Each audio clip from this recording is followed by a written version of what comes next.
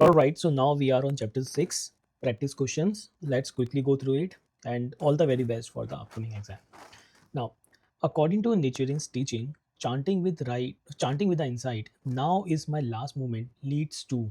So when we chant with the intention that living in the present, living in the moment which is there right now, when we start doing it, then all the actions we do, we will make sure we are doing the topmost action, the right action. That is how we are cultivating the mind, and when we continue to do that, then ultimately we will attain Buddhahood in this lifetime. So this is kind of a hack. So living in the present, don't most of the times what we do is either we are living in the past or living in the future. So when I'm saying living in the past, maybe relationship, or maybe the job I had earlier, or the glorious time of the family. एक time था जब हमारे पास नीचे 3 गाड़ियाँ खड़ी रहती थी, हमारा ऐसा होता था, वो एक समय होता था. So either we are living in the past और अवर पास्ट ग्लोरी. यार मैंने बहुत कुछ किया लाइफ के अंदर, मैंने CFA कर लिया, FRM कर लिया, कॉर्पोरेट बैंकिंग कर लिया. ठीक है यार, वो कर लिया है, that's very good. Now what next, what you going to do from now onwards. मैंने बहुत प्रैक्टिस करी है, मैंने 10 जगह पे डिस्ट्रिक्ट को सेटअप किया है, and I have chanted 3 hours daily. क्या आप बात कर रहे हो, इतना चांट करता था एक टाइम पे. वो सब ठीक है, you are living in the past और we are living in the future. कि यार अगर ये कार आ जाएगी तो मैं कुछ ना कुछ करूँगा, ये जॉब चेंज हो जाती है तो फिर मुझे टाइम मिलेगा. So either we are living in the past और living in the future. Idea is to live in the current moment, and when we start chanting with the insight that this may be my last moment, right, then we start attaining Buddhahood in this lifetime. Now, what characterizes someone who chants with a spirit that each moment may be their last? So, when we chant with that spirit that each moment may be the last, it gives hope, optimism, and ability to die without regret. This may sound contradictory to a lot of people, that how if I know this is my last moment, how can I have a hope, optimism, and ability to die without regret? But if we look from the perspective of Buddhism, that Buddhism doesn't believe in the extreme views of annihilation and permanence. It believes in the middle way, that we are following the rhythm of the universe, and when we align ourselves with the rhythm of the universe, ultimately we will be in the Buddha realm. And Buddha in life, in Buddha in death, right? So when we understand all this concept and triangulate it in our real time at in our present moment, then we whatever actions we take, we will be taking the action with lot of consciousness. We will not be delaying our efforts. It's not maybe we are planning to visit some member in the coming week, we will prepone it and do it right away. We will make sure that we are starting doing the things on proactively instead of reactive way, or instead of in a way where we are dealing the things. So when we start moving in our life, when we chant with the spirit that this may be my last moment, at that point of time we are filled with the optimism, and we will do all the things to make sure we are not in any of the regret. Maybe I will regret that I didn't talk to that person in personal life, maybe I should have taken that action. When we start basing all those things on chanting, then it start giving us a lot of courage, compassion, and wisdom. Profound insight, so there is a term called profound insight in the chapter, that basically means that belief and understanding united in resolute faith. Because faith is something that is something you need to internalize. This is something you need to believe and understand. It is not something you will understand intellectually. By design, faith cannot be understand intellectually. However, because it is not a simple concept, and the Buddha's life state and the Buddha's realm is something that can only be understood when you are when you are entering into the domain of mystic law with the faith, right? Remember, in the chapter 1 itself we talked about that the rhythm of the universe can only be inherited through faith, and then continued when we follow mentor and disciple path and man in body, one in mind concept. Death is described as a final accounting of present existence, right? So death is a very important topic, and very very critical topic in our entire lifetime. Why? Because think of it like that, because we talked about that human beings are embodied lotus. Why it has been told in the last chapter that we are embodied lotus? Because We, because we are dwelling in the 10 worlds, we keep on fluctuating from one world to another, and the reason we are in dwelling in multiple different worlds, that also means that we will continue to create cause and effect. Now, why embodied lotus? Because we are also an entity of lotus, we are also governed by the law of simultaneity of cause and effect, right? Now, that means that uh, the last moment of our death, whatever life state we have, we will continue to follow that life state when we merge or when we fuse with the universe. And that is the last accounting entry in terms of the cause we are creating in this lifetime. So that is the reason death has been described as the final accounting of present existence. Why is the last moment of life described as a summation of one's lifetime? So this is something, um, technically the answer is C, because it condenses one's entire life state into a final cause. Now, if we look deeply, and if we start observing around, we will see certain phenomena, that there are people who were rich throughout their lives. However, in the last few years of their life, they died in misery. Correct. And there are other way around as well. The people who were always poor, however, in the last few years of their life, they were they had a lot of prosperity. Right.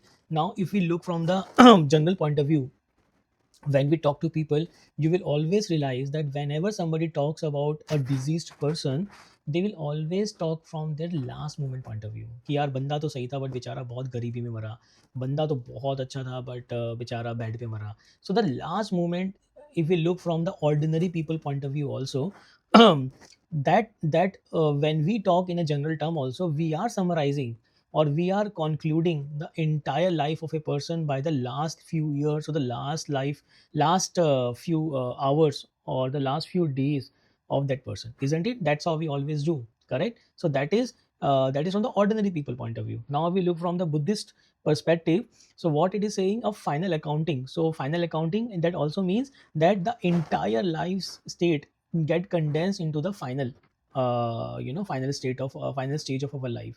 And there's a saying that you cannot fake death or you cannot fool death. It cannot happen that I am in misery. However, before dying, I'll become happy. It is not going to happen, because death is something that will show your true colors. That is something which will make the things split wide open, right? So death in itself is one of the biggest hindrance when it's come to three obstacles and four devils. Correct. Now, overcoming that hindrance, overcoming that challenge in it itself is a biggest concern for us, for the Buddhist. Correct.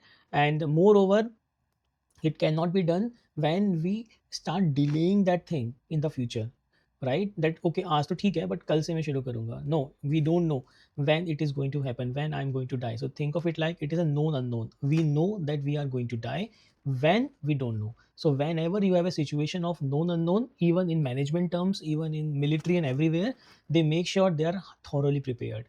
So this is our training ground. When we start leading our life with the intent that present life or present moment may be my last moment, and with that intent, when I start putting all the efforts while I'm chanting, while I'm at work, while I'm in relationship, while I'm talking to someone, that ultimately lifts my life state over the period of time. I move away from the delusional state to the awakened state, and that's how we get attained Buddhahood in this lifetime and then continue in the Buddha realm for the eternity. So that's the reason, the life because the summation of one's lifetime is the last moment of your life, because that condenses one's entire life state into a final course. What is a practical solution to the uncertainty of not knowing when death will come? So we don't know when death will come, so better is to live each moment as if it is my last moment. That is a philosophy. And when we start following this philosophy, then by design we will make sure we are doing the right things, and without any regret. A correct and steadfast mind at death is defined as, so the reason we are saying that live each moment as if it is the last, so that over the period of time we cultivate that mindset, so that when actually death comes, we are able to embrace that death. We have an unshakable faith, and we have smile and serenity rooted in the mystic law. So that is the meaning of correct and steadfast mind. Cultivating a steadfast mind requires practicing faith daily, confronting challenges now, not later. When we start having this attitude, we are building a steadfast mind right now, and whatever we will build over the period of time, it is going to showcase at our last moment. Why does living with awareness, this may be my last moment, increase joy? So that is a question that can be a very sadful thing also, that hey, yeah, this can be my last moment. Why? Because when we start living each moment as my last moment, then we cherish everything. Even when we are strolling in the garden, even when we are talking to someone, even when we are just doing stargazing, or even if we are just sipping the water, all these things will we will cherish thoroughly, and we will not take anything for granted. And when we start doing so, then ultimately it increases joy. So there is a one story by one actor, I think it was Vicky Kaushal, during the uh, during the Uri movie promotion. He went to border, and as part of the promotion, they had some dance, or some party going on with the soldiers, lieutenant and others. So um, one so the party went on till 2 a.m. at night. And then Vicky Kaushal asked one of the lieutenant that, what's your schedule looks like. The person said, I have to just rush at 4 a.m. to the to my to my duty. And then Vicky Kaushal asked, then why were you why you are here, why you didn't take rest? Then he said that you never know. The lieutenant said that I don't know when I'm going to meet you next. I don't know if it can be my last moment.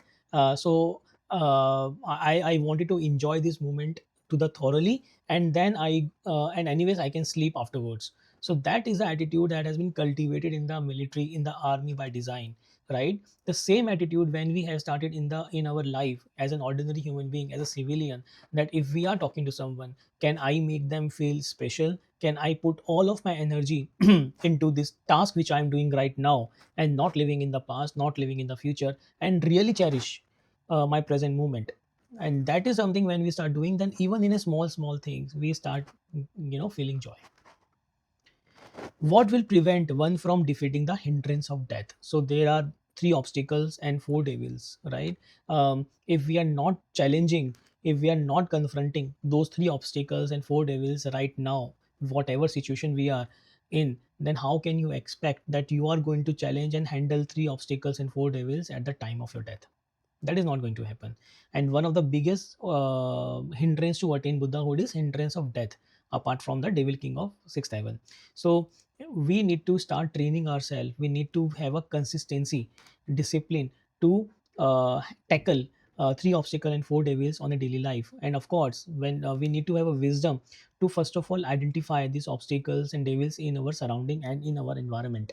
And that is where the chanting, with that attitude, this may be my last moment, and living too thoroughly in the present, then ultimately we start defeating the three obstacles and four devils. So we need to start confronting right here, right now. And when we fail to confront, then it will prevent one from defeating the hindrance of death.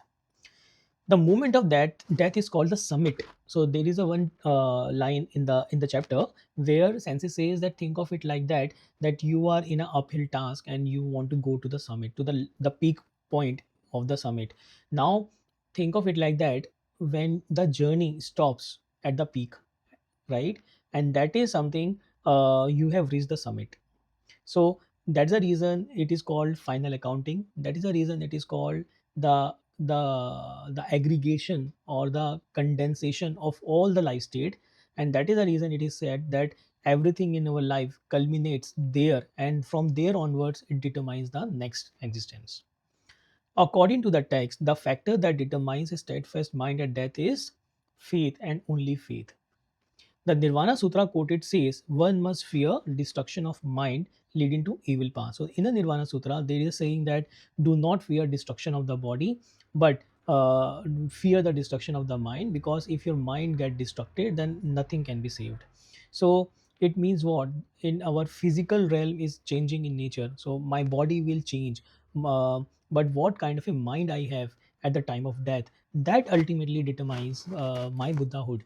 So even if people who are going through chronic or terminal and critical illnesses, or people who have experiences death in the form of accident, even those people are bound to attain Buddhahood till the time they did not have a destruction of mind till the time they have a steadfast mind based on the faith.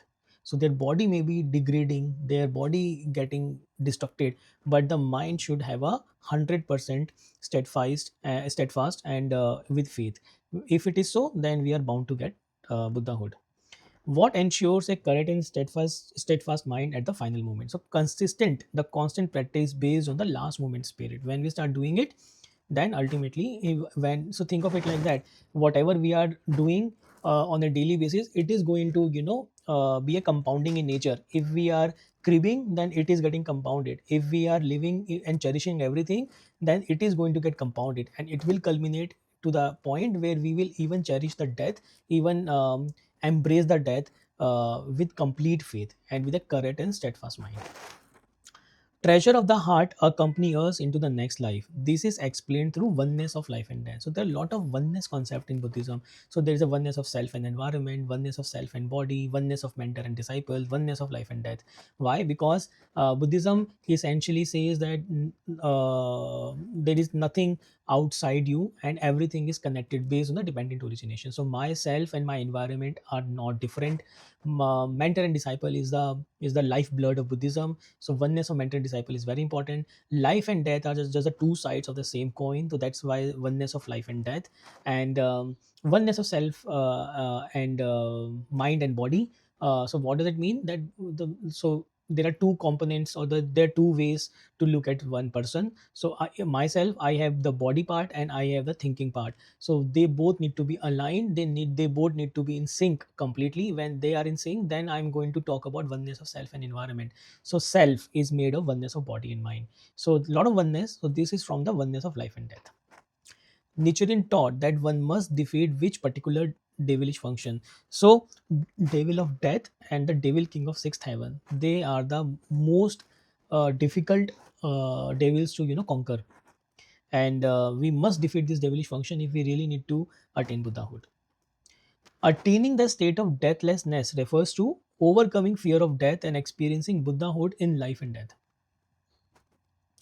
Nichiren's lion's roar, what greater joy could there be? Demonstrated the life state of Buddhahood even in the face of death. So, this quotation, what greater joy could there be? This is from the Tatsunokuchi persecution when he was about to get beheaded. Even, in fact, the Shijo Kingo was someone who was besides Nichiren Daishonin, and he was ready to give his own life. However, at the last moment, when it became imminent that Nichiren is going to die, even Shijo Kingo got into the trap of fear.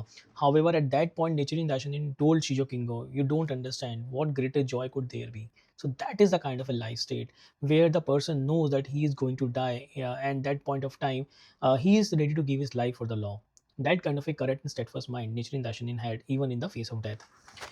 If you slacken even slightly, devils will take advantage. It means that faith must continuously deepen, right? Why does Nichiren emphasize being welcomed by a thousand Buddhas? So this is more of a symbolic in nature, to give a overwhelming assurance and protection for Lotus practitioner, because at that point of time there were schools like Nembutsu and others who used to say that when you die, then the two Buddhas, Amida Buddha and the other Bodhisattvas, one more Buddha will come, and they will take you to the pure land. However, just to give more assurance to the Lotus Sutra practitioners, and also to make them give assurance, Nichiren Daishonin had this kind of allegory to make them understand one of the expedient means. What determines whether someone dies in an accident attains Buddhahood? That's what we discuss. When whether their mind was correct and steadfast due to lifelong faith. Even if somebody dies a terrible death, they are sure to get Buddhahood. They are sure to attain Buddhahood if they have a right mind and steadfast faith due to lifelong practice. Why is suicide considered an expression of fundamental darkness? So we discussed this again and again. I want to take some time here.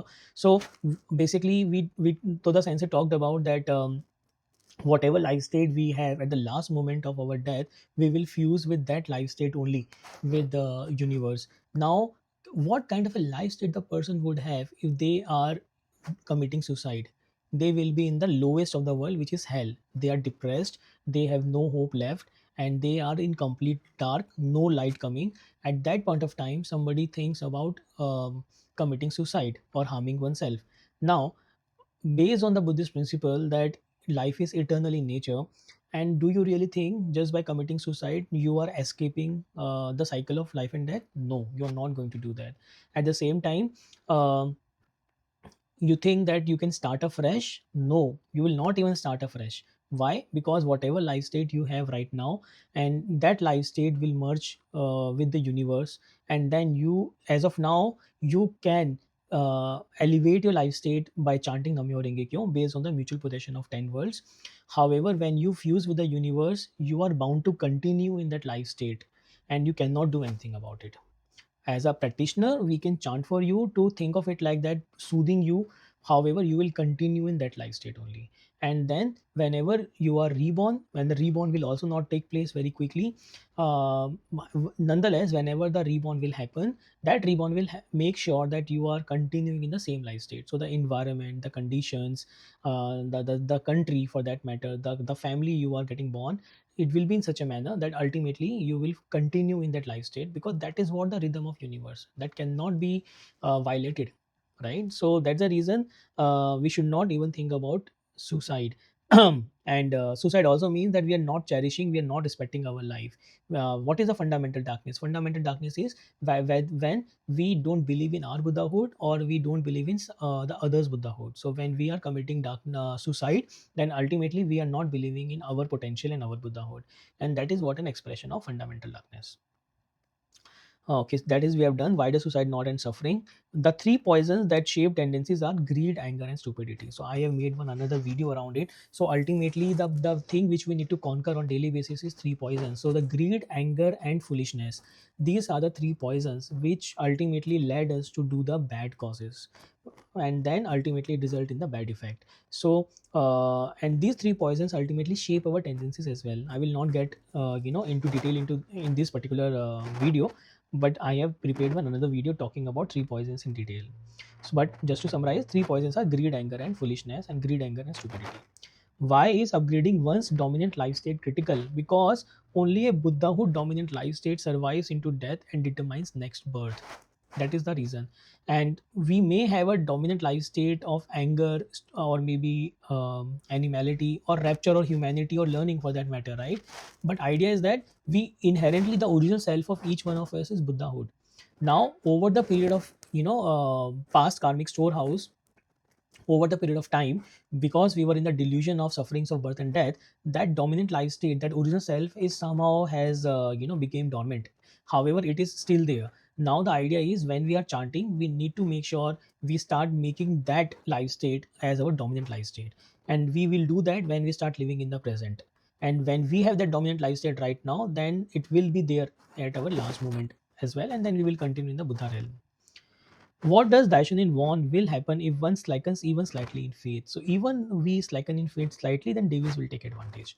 The real victory in Buddhism is achieved by facing death with unshakable joy and composure. So that's it. MCQs. I hope this will help you in doing the quick revision of the concepts of chapter as well. Now let's move quickly to the fill in the blanks. Chanting with the insight that now is the last moment of one's life leads to deep inner peace. The last moment of life is the point of departure towards the next existence. A correct and steadfast mind means unwavering faith in the mystic law. Hindrance of death is the most difficult to defeat. Suicides arise from not respecting, cherishing one's life, so it is a expression of fundamental darkness. Death is described as a final accounting of one's present lifetime. The state of mind at death becomes the cause for the next existence. The Nirvana Sutra warns against destruction of the mind. Only when we embrace faith and Bodhisattva way can we remain in the Buddha's realm. Some match of the following: hindrance of death, last moment, present moment practice. Must be lived as if it were the final moment. So that is present moment practice. Summation of one's existence determines next life. That is the last moment. Most difficult devilish function to overcome is hindrance of death. Tatsunuchuki persecution, thousand Buddhas welcoming, and accidental death. Final mind state depends on lifelong faith, not form of death. So that is accidental death. Symbol of overwhelming assurance for lotus practitioner is thousand Buddhas welcoming. Nichiren shows steadfast mind and conquers fear of death. Tatsunukuchi persecution. Dominant tendency, three poison, upgrading life state. Must shift to Buddhahood through faith. So we need to upgrade our life state. root underlying karmic habit, that is basically three poisons formed from past lives and shape across today dominant tendency. This is a very important and interesting phenomena around karmic storehouse and greed, anger, and stupidity, and how this greed, anger, and stupidity derives our causes. So we understand that the causes are created based on the thought, speech, and action. But who is creating the thought? Why I am getting a certain thought? Why I am having a certain tendencies?